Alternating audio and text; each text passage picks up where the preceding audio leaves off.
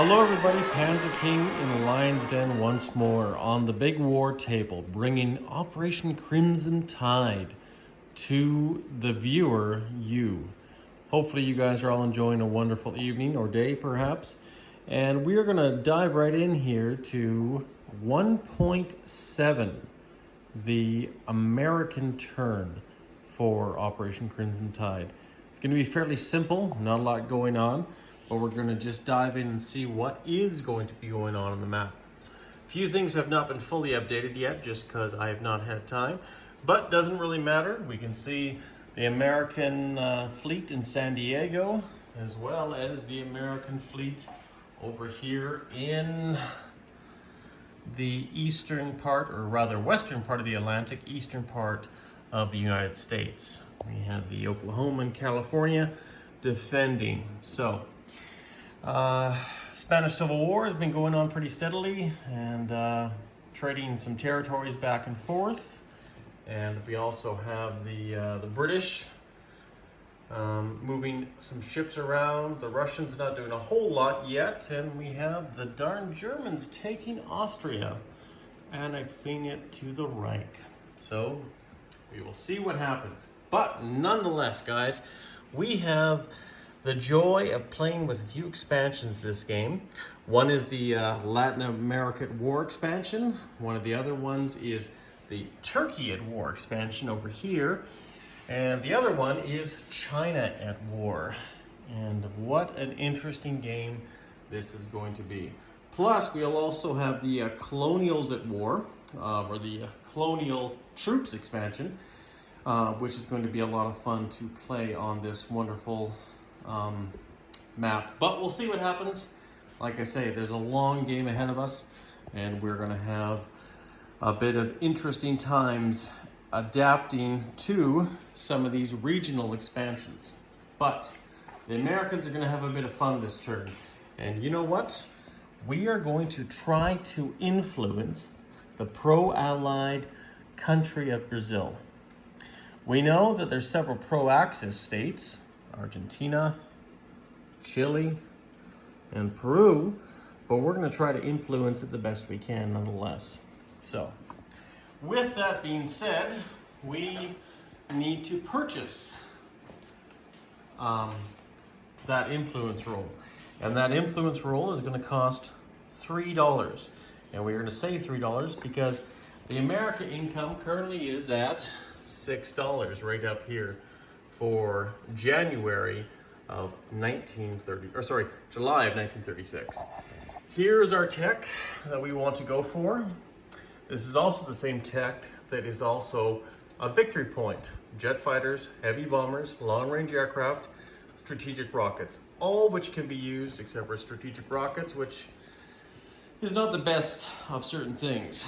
So in no particular order, I feel that it's probably best to roll these tech rolls and see what we get.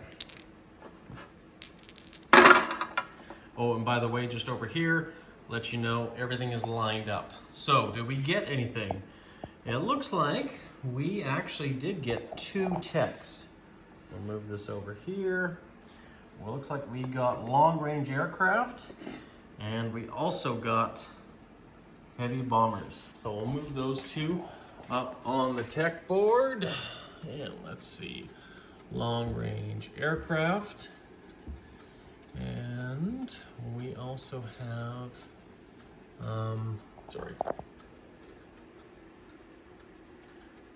just double checking here, long-range aircraft and heavy bombers. So that is nice to see. 2 out of 4 ain't bad. So, America really has not much to do this turn. Hardly anything at all. We are not even going to move anything in the eastern seaboard. We're going to make it very easy. And we're also not going to move anything on the western seaboard. It's very simple and very basic here. However, the KMT is going to move around a little bit. And we'll just zoom in here so you guys can see what's going on. We have a lovely opium trade here, down here, indicated by this opium marker with China at War. There's 2 other on the map. There's one in Cochin, China, down here, and the other one here in Afghanistan. And whoever owns those, whether it be the Chinese, the CCP, or indeed the Russians, can get an extra buck. So we have to protect that away from those sneaky CCP units there.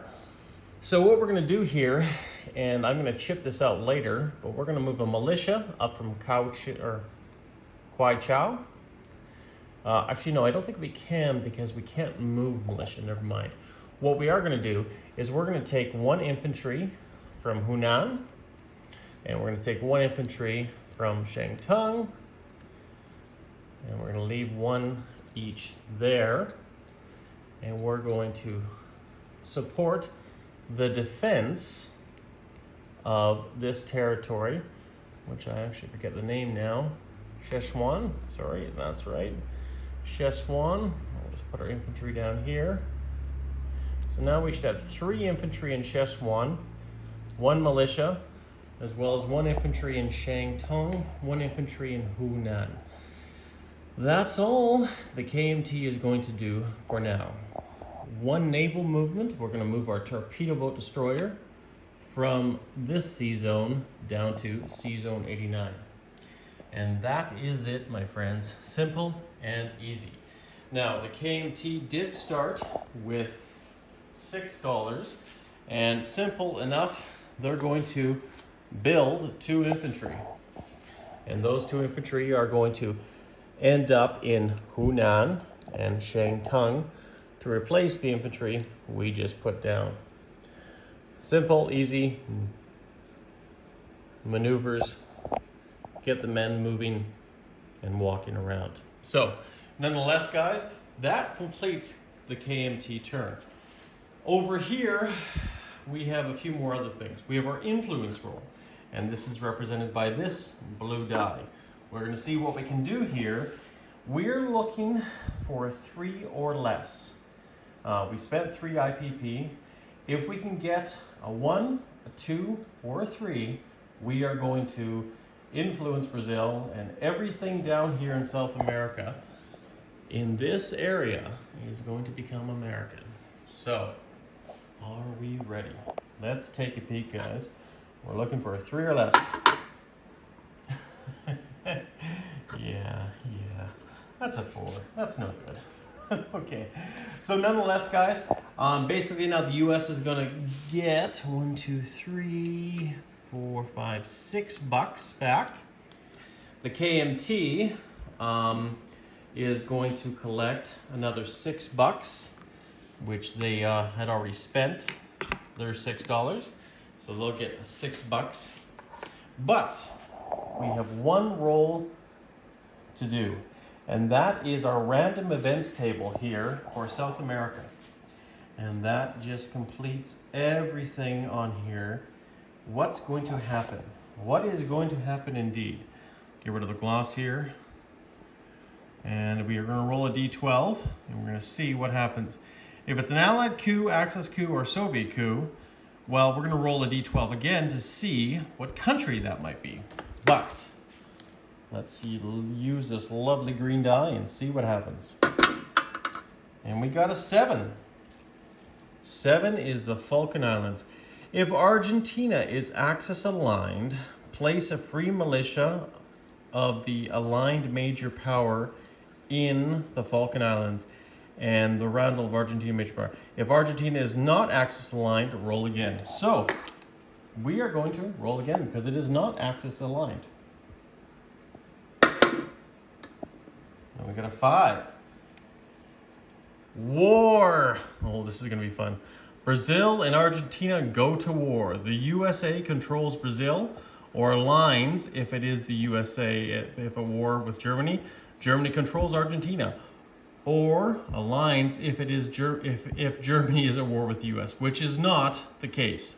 If aligned, place US roundels in all Brazilian territories and German roundels in all Argentina territories, and adjust the income accordingly. So that's going to be fun to play. We're going to have to see how that goes and go from there.